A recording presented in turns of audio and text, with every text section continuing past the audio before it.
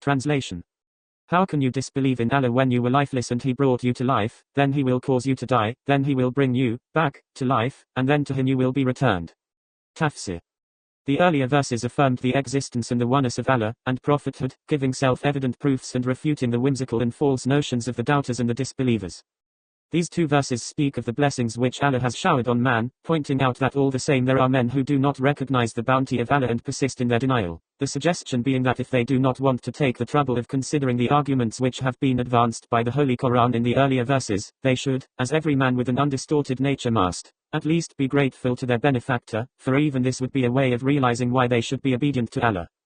The first of these two verses refers to the blessings which are particular to the very being of man, that is to say, he had no life before Allah gave him existence. The second verse refers to the general blessings which are common to man and other creatures, firstly, the earth and all that it contains and on which man's life immediately depends, and secondly, the skies with which life on earth is directly related.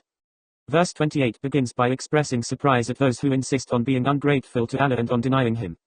On the face of it, the disbelievers had never denied Allah but only the Holy Prophet peace be upon him. All the same, the Holy Quran equates such a denial with the denial of Allah Himself.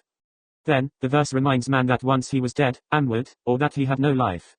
He existed, if at all, in the shape of billions of lifeless particles aimlessly floating. Allah brought them together, made them into a man, and gave them life. The verse proceeds to warn him that Allah will take away his life, and then give it back to him a second time. This second life refers to the day of judgment when Allah will collect the lifeless and scattered particles of each and every man again, and give him a new life. Thus, the first death or state of lifelessness was at the beginning before man received life from Allah, the second death comes when a man completes the lifespan allotted to him, and the second life will be given on the day of judgment. The verse ends by telling man that he will ultimately go back to Allah. This, of course, refers to the resurrection when all men will rise from their graves, will be assembled for giving an account of their deeds, and be finally punished or rewarded according to what they had been doing in the world. According to this verse, the chief blessing of Allah for man is life, for without life he cannot profit from any other blessing.